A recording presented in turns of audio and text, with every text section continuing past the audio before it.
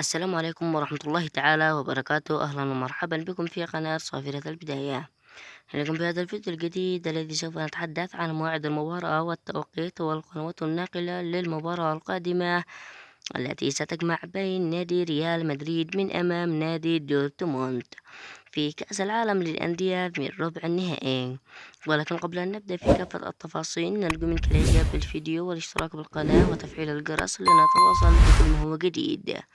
اكتب لنا آراءك وتوقعاتك لنتيجة المباراة في الأسفل في التعليقات، ولا تنسوا الصلاة والسلام على نبينا محمد صلى الله عليه وسلم.